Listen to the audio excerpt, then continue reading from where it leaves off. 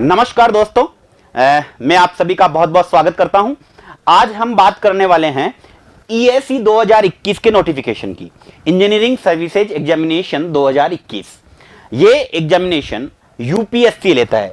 UPSC हर साल UPSC इस exam को लेता है और यूपीएससी टेक्निकल ऑफिसर्स को, टेक्निकल फील्ड के ऑफिसर्स को रिक्रूट करने के लिए, क्लास 1 और ग्रुप ए के ऑफिसर्स को रिक्रूट करने के लिए हर साल ये एग्जामिनेशन ऑर्गेनाइज करता है।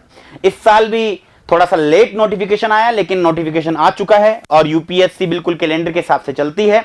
तो इसके महत्वपूर्ण बिंदुओं के बारे में बात करेंगे, कितनी वैकेंसी चाहिए उसके बारे में बात करेंगे और बहुत ज्यादा डिटेलिंग में मैं नहीं जाऊंगा क्योंकि आपको ऑलरेडी ये सब चीजें पता होगी कि इसकी बेसिक रिक्वायरमेंट्स क्या है। लेकिन अपन कुछ अलग मुद्दों पे बात करेंगे, अपन कुछ अलग जो क्वेश्चंस स्टूडेंट्स के मन में रहते हैं उनके बारे में बात करने वाले हैं। तो ईएसी नोटिफिकेशन के बारे में अगर अपन बात करें तो ये इस साल का आ चुका है और कुछ इंपॉर्टेंट डेट्स। सबसे महत्वपूर्ण बात है कि 7/4/2021 को, 7 अप्रैल को ये ऑलरेडी नोटिफिकेशन आ चुका है। हाँ, सबसे महत्वपूर्ण बिंदु इस बार का कि इस बार वैकेंसीज जो आई है, इस बार जो वैकेंसीज आई है दैट इज 215 वैकेंसीज आई है। 215 बहुत कम वैकेंसीज है। बहुत दुख की बात है क्योंकि बच्चे साल भर बहुत मेहनत करते हैं और जब वैकेंसी थोड़ी सी कम हो जाती है तो उनको बुरा लगता है क्योंकि एक्सपेक्टेशन थोड़ी ज्यादा की थी। हालांकि इस बार आईआरएमएस, इंडियन रेलवे वाला इससे अलग हो चुका है, इसलिए रेलवे की वैकेंसी इसमें इंक्लूड नहीं है। लेकिन फिर भी 215 वैकेंसीज कम है क्योंकि जनरली मेरे को पता है कि 2011, 12, 13, 14, 2014 से पहले तक लगभग 600 वैकेंसीज हर साल आती थी रेलवे को मिला के। और अभी पिछले कुछ सालों में भी वैकेंसीज 500, 550 तक वैकेंसीज रहती थी। लेकिन धीरे धीरे वैकेंसीज कम हो गई और अब रेलवे इससे बिल्कुल अलग हो गया तो उसकी वैकेंसीज तो बिल्कुल यहां से हटा दी गई है। तो 215 वैकेंसीज जो कि बहुत कम है। चारों ब्रांचों में ऑलमोस्ट अगर एवरेज देखें तो 50 वैकेंसीज पर ब्रांच आई है। लेकिन कोई बात नहीं है क्योंकि अब तैयारी करना तो हम छोड़ नहीं सकते, अब मेहनत तो हमें करनी पड़ेगी वैकेंसी जितनी भी आए, क्योंकि हमें तो फाइनली एक सीट चाहिए। लेकिन देखो, दुख तो होता ही है वैकेंसी जब कम होती है, लेकिन ईएसी एग्जाम की प्रिपरेशन से हमारे बहुत सारे काम हो सकते हैं। ईएसी एग्जाम एक स्टैंडर्ड एग्जामिनेशन है, ये ऑलमोस्ट सारे सिलेबस को कवर करता है। यानी गेट भी इसके अंदर कवर है। इसमें जितने सब्जेक्ट्स आते हैं वो सारे, जितने देश में पीएसयू एग्जाम होते हैं, जितने जेईएन के एग्जाम होते हैं, जितने आरसीबी या किसी बोर्ड्स के एग्जाम होते हैं, रेलवे बोर्ड के एग्जाम होते हैं, डीएमआरसी के एग्जामिनेशन होता है, तो उसमें कहीं ना कहीं ये ऐसे एग्जाम की भूमिका अदा करता है कि अगर आपने ईएससी की प्रिपरेशन कर ली तो आप आसानी से नीचे के एग्जामिनेशन को निकाल के ले जाओगे। तो कहीं ना कहीं इन वैकेंसीज को ध्यान में रखना है और साथ ही साथ हमें यह भी लगता है कि अगर एक बार ईएससी की प्रिपरेशन हो गई तो बहुत सारे एग्जामिनेशन में आप अपीयर हो सकते हो। तो आप इसको सिर्फ ऐसे ना ले कि मैं सिर्फ ईएससी की 215 के लिए तैयारी कर रहा हूं, मैं बहुत सारी दूसरे एग्जामिनेशन भी इससे अपीयर हो सकता हूं या मेरा टेक्निकल थोड़ा सा ठीक हो सकता है। तो अब अपने को इस तरीके से इसको सोचना पड़ेगा क्योंकि पॉजिटिव तो सोच रखनी पड़ेगी और तैयारी करनी पड़ेगी, ठीक है ना, क्योंकि इससे बहुत सारे इतनी सी तैयारी से बहुत सारे एग्जामिनेशन भी हम आगे दे सकते हैं। तो 215 वैकेंसी इस बार आई है, लेकिन इसमें रेलवे की वैकेंसी शामिल नहीं है। तो कोशिश करो कि आप इन्हीं 215 में से एक ईएससी में सेलेक्ट हो जाओ। हम यही आपके लिए दुआ कर सकते हैं। थोड़ी मेहनत करो और कुछ भी नहीं तो दूसरे बहुत सारे एग्जामिनेशन हैं जिनको हम इसकी पढ़ाई के साथ साथ देंगे ताकि हम अच्छा परफॉर्म कर सकें। नेक्स्ट अगर अपन बात करें इंपॉर्टेंट डेट्स की, देखो 7/4 को नोटिफिकेशन आया है जो कि ऑलरेडी कैलेंडर में लिखा हुआ था यूपीएससी के। देन लास्ट डेट आपको ध्यान रखनी है, दैट इज ऑनलाइन सबमिशन की लास्ट डेट है 27/4/2021 शाम 6 बजे तक। शाम 6 बजे तक आपको ध्यान रखना है कि नोटिफिकेशन की लास्ट डेट है। कैश से अगर आप पेमेंट करना चाहते हैं तो 26/4/2021 लास्ट डेट है और अगर आप ऑनलाइन पेमेंट करना चाहते हैं तो 27/4/2021 the last date for you till 6 PM। End date of prelims की जो एग्जामिनेशन की डेट है वो 18/7/2021 है, 18 जुलाई। पहले काफी लंबा टाइम मिलता था प्री और मेंस के बीच में, 6 मंथ के आसपास टाइम मिल जाता था। लेकिन अभी आपका जब से ये कोविड है, कोविड सिचुएशन के कारण आपको लगभग आप मानिए 2 या 3 मंथ ही आपको प्रीलिम्स के बाद मेंस के लिए मिलने वाले हैं, कोई ज्यादा टाइम नहीं मिलेगा। तो आप अपनी तैयारी प्री और मेंस की दोनों की साथ तैयारी चालू कर दीजिए। जो रिपीटर्स हैं खासकर उनको मैं कहना चाहूंगा क्योंकि बहुत कम समय मिलेगा आपको प्री और मेन के बीच में। तो ये कुछ डेट्स थी जो बहुत इंपॉर्टेंट है हमें अभी हमारी तैयारी को ध्यान में रखने के लिए। तो आपको बहुत ध्यान से तैयारी स्टार्ट कर देनी चाहिए अब, ठीक है। नेक्स्ट इज ये 200 रुपीज का फॉर्म है, ये सब चीज आपको पता होगी ऑलरेडी क्योंकि 7 तारीख को ही नोटिफिकेशन आ चुका है। तो 200 फॉर द जनरल कैंडिडेट्स और ST SC फीमेल के लिए कोई फीस नहीं है, स्पेशल कैटेगरीज के लिए कोई फीस नहीं है। देन मिनिमम एज वही जो हर साल ESC में होती है 21 ईयर्स ओल्ड और मैक्सिमम एज इज 30 ईयर्स। इसमें कुछ रिलैक्सेशन भी है ST SC के लिए, OBC के लिए। ST SC के लिए 5 ईयर्स एंड OBC के लिए 3 ईयर्स, इसका कुछ रिलैक्सेशन है, आप देख लीजिएगा। तो ये हर साल की तरह वही सेम है, ठीक है, तो आपको ये ध्यान रखना है। नेक्स्ट इज, हाँ, अब हमारा महत्वपूर्ण ये बनता है कि हमें तैयारी कैसे करनी है और तैयारी स्टार्ट कैसे करनी है। आप ये मान लो कि अब ये पेपर आ चुका है और बहुत ज्यादा समय आपको नहीं मिलने वाला, लगभग अक्टूबर में आपका, ये मान लीजिए आपका मेंस भी हो जाएगा। तो अभी आपका प्रीलिम्स जो है वो आपका 18 जुलाई को है। 18 जुलाई यानी जस्ट 2-3 महीने का टाइम आपके पास है।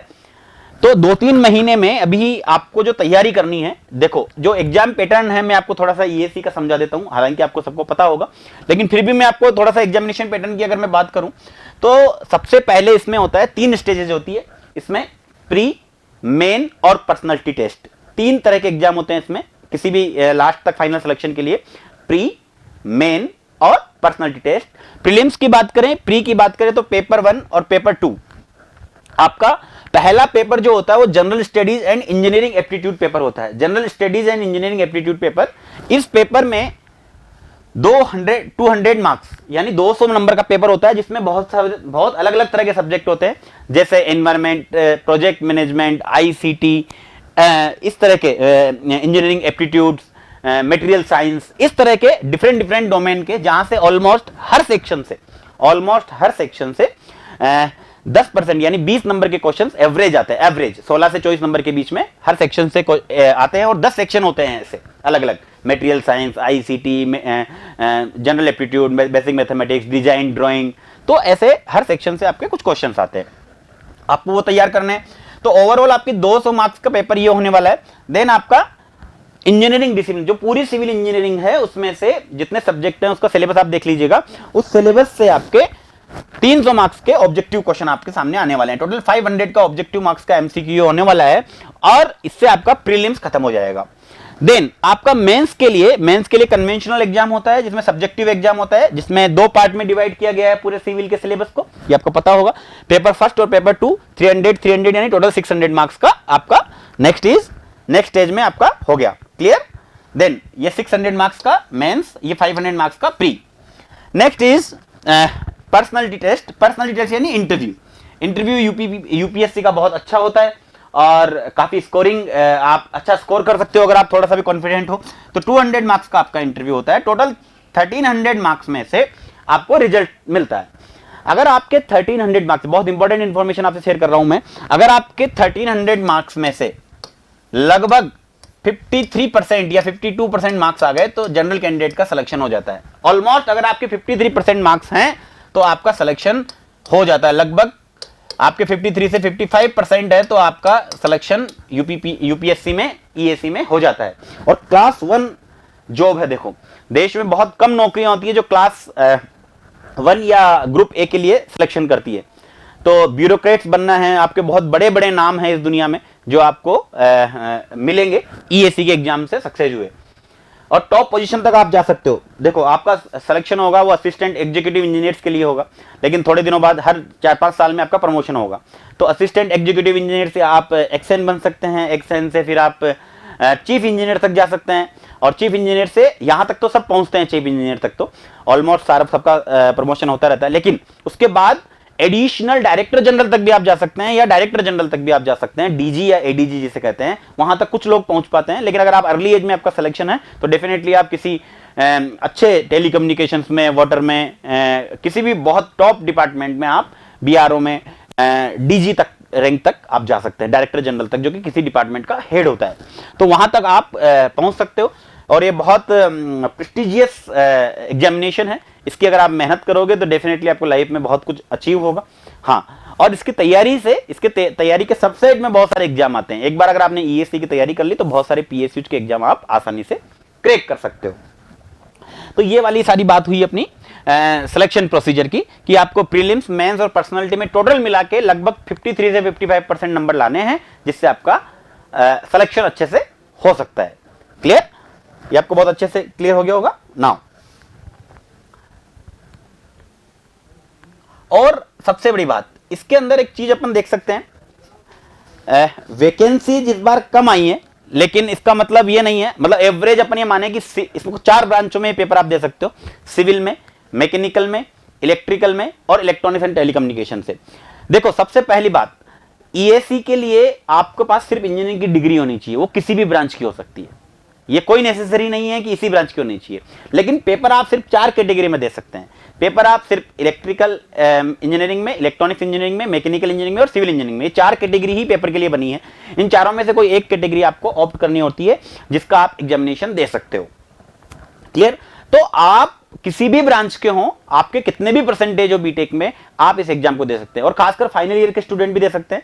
फाइनल ईयर के स्टूडेंट्स के लिए एक इंफॉर्मेशन है कि उनकी डिग्री इंटरव्यू से जस्ट पहले डेप जब हम भरते हैं डिटेल एप्लीकेशन फॉर्म, तब हम उनके पास प्रोविजनल डिग्री होनी चाहिए ताकि वो एलिजिबल हो जाए।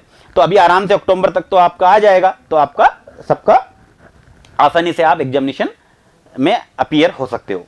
तो फाइनल ईयर स्टूडेंट्स भी आसानी से इस एग्जाम को दे सकते हैं। तो ये कुछ महत्वपूर्ण बातें थी। और सबसे बड़ी बात यह है कि ये देश में एकमात्र टेक्निकल एजुकेशन में सबसे बड़ा एग्जाम है। सबसे बड़ी अच्छी रैंक के लिए, जैसे UPSC IAS IPS IFS recruit करता है, वैसे इंजीनियरिंग सर्विसेज में ये बहुत बड़ा एग्जामिनेशन है जिसमें गवर्नमेंट के सारे डिपार्टमेंट्स में टॉप लेवल के ब्यूरोक्रेट्स, टेक्नो मैनेजरियल पोस्ट है, basically technical plus management skills. तो ये आपके लिए बहुत स्वर्णिम अवसर है। देखो हर साल वैकेंसी कम आई है, लेकिन हमें तैयारी तो करनी है क्योंकि इससे हम बहुत सारे दूसरे एग्जामिनेशन भी देंगे। तो मेहनत से जुड़ जाओ। अभी कुछ बहुत कम टाइम बचा है, 3 महीने के लिए। अभी ऑब्जेक्टिव की पूरी फ्लैश तैयारी कर दो, फिर बहुत कम टाइम मिलने वाला है आपको मेंस के लिए भी।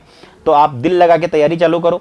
और जो फ्रेशर हैं वो खासकर एमसीक्यू पढ़ें, और जितने भी है इस सिलेबस के अकॉर्डिंग आप थोड़ी तैयारी करें, हम आपके साथ हैं। और जो रिपीटर्स है वो टेस्ट सीरीज ज्वाइन करें और टेस्ट सीरीज से बहुत सारे क्वेश्चन सॉल्व करें, तो आपका रैंक अच्छे से आ सकती है। और खासकर देखो ईएसी एग्जामिनेशन एक ऐसा एग्जाम है जिसमें बहुत ज़्यादा कई हद तक पुराने क्वेश्चंस भी आते हैं। तो प्रीवियस ईयर्स क्वेश्चंस को अगर आप बहुत ढंग से सॉल्व कीजिए, क्योंकि ईएसी में खासकर ये बात होती है, गेट में आपको उतने पुराने क्वेश्चंस नहीं मिलते हैं, लेकिन इसमें हूबहू आपको बहुत सारे पुराने क्वेश्चंस मिलते हैं। तो ईएसी में पुराने क्वेश्चंस बहुत ज़्यादा पूछे जाते हैं। आप उससे मतलब अगर आपने प्रीवियस ईयर्स को बहुत अच्छे से किया है तो भी आप बहुत अच्छा स्कोर ईएसी में कर सकते हैं। ईएसी बेसिकली मेमोरी वाला टेस्ट है। अगर आप बहुत सारी चीज़ें मगअप कर सकते हैं, याद रख सकते हैं, कॉन्सेप्ट से समझ सकते हैं, बेसिक कॉन्सेप्ट को, बहुत ज़्यादा मैथमेटिकल एनालिसिस ईएसी में नहीं होता गेट की तरह, बहुत सिंपल एनालिसिस होता है। गेट के सिलेबस में कुछ एक्स्ट्रा सब्जेक्ट, 2-3 सब्जेक्ट टेक्निकल जुड़ते हैं ईएसी के सिलेबस में, प्लस कुछ नॉन टेक्निकल जो पेपर फर्स्ट होता है, that is basically general studies and engineering aptitude paper. उसके लिए कुछ कुछ छोटे छोटे मटेरियल्स अवेलेबल होता है जो आपको पढ़ना होता है।